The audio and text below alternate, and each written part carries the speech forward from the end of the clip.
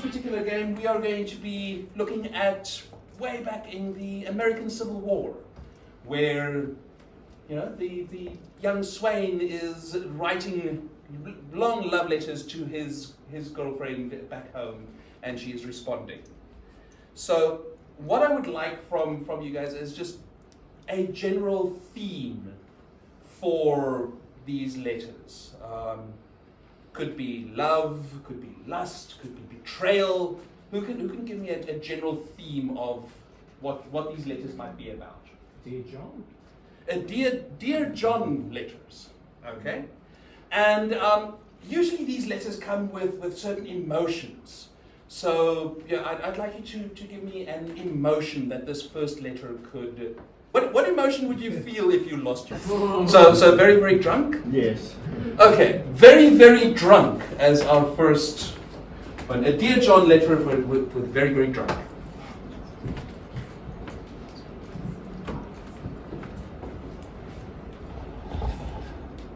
My dear Cecily, I am in my cups tonight. We lost heavily in the battle, and I have drunken 3 whole bottles of rum to commiserate the loss of my men. I stand here unmanned. I find myself a failure, both in love and in war. I have not seen you now in 18 months. We were betrothed. We were due to be married next week, but I fear I cannot make the wedding. I have not been given leave to leave the field of battle. I have to pick up the limbs of every man I lost. And there are a sore pile of them. Some of the limbs have been blown into so many pieces that I will need a bucket. My dear Cecily, I will not blame you if you feel that you have been jilted by me at the altar. 'Twas never my intention to leave you, and yet I find myself unable, by course of history, to be with you at this point in time. If you would wait for me, I would be most grateful, but yet, if you find yourself having to acquire the affections? It is the 3 bottles of rum. Affections of another better man who has not lost his command, then I perfectly understand. Yours, lustfully, but without any legs to stand on, Colonel Jeremiah Humperdinck. Right. What emotion should Cecily be feeling when she answers this letter to Colonel Humperdinck? Relief, George. Relief. We have a relieved letter. Ah, dearest Humperdinck, Colonel Humperdinck. Oh, I am so glad to hear that things are going well for you. I can tell you here that the price of chicken eggs has gone up sky high. And we've got a lot of cabbage growing out in the fields. But I'm so glad to hear that you are having fun with the boys. It sounds like things are going well in the fields. I am a bit, dissatisfied or disillusioned that we will not be wed this coming spring, but I do understand with all the chores that seems that you have to be doing. Well, I have been seeing a few suitors. Just wanted to let you know. Well, the slave man that works in the fields, he has come to my door twice this week in his loincloth. And I do find Kunakinte very attractive. He has both legs and other body parts that are much, much better than yours.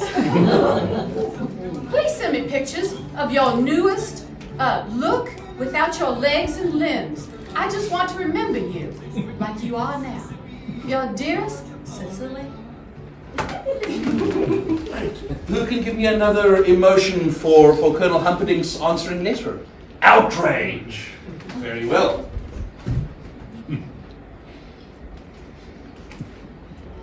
My dear Cecily, I pour out my very heart and soul on the page to you, telling you how I have been unmanned and unlegged both. And you write to me about the price of eggs. Eggs, woman! Our very future hangs in the balance as possibly man and wife, which now seems very unlikely, for you seem both predisposed to babble about the price of eggs and the enormous endowments of this man that you have taken up with his legs and all. You have to rub it in my face, don't you? The man has 2 legs, Cecily, 2, and I have none.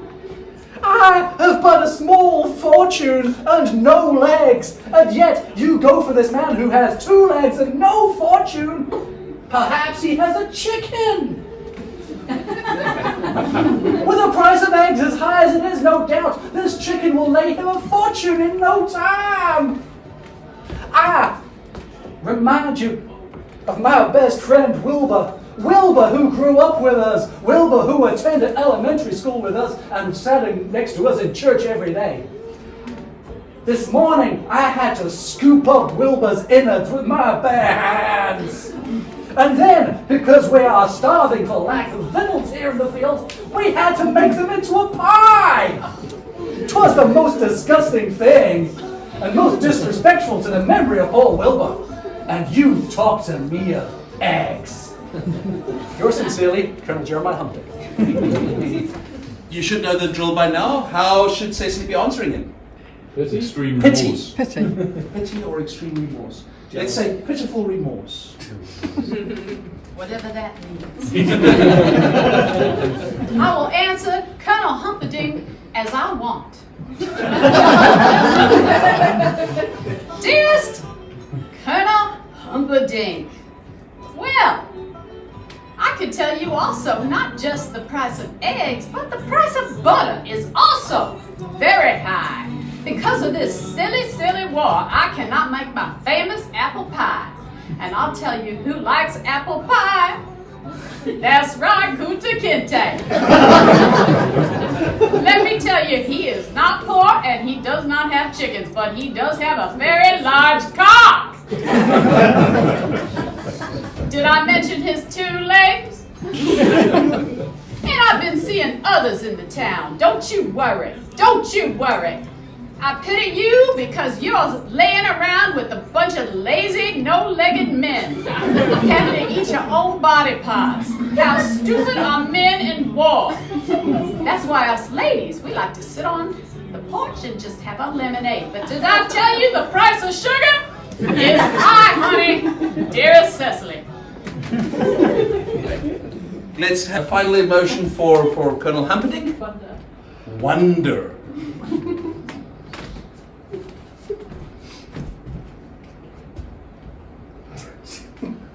My dearest Cecily, I write to you overjoyed. A wondrous thing has happened. I did write to you of the 3 bottles of rum that I had consumed that day, and I was mightily intoxicated. And upon sobering up, some 2 weeks later, I found to my delight that I was actually still in possession of both of my legs. I had merely lost all feeling from the waist down as a consequence of my over-intoxication. Regretfully, we didn't actually eat Wilbur, however. The price of sugar is high.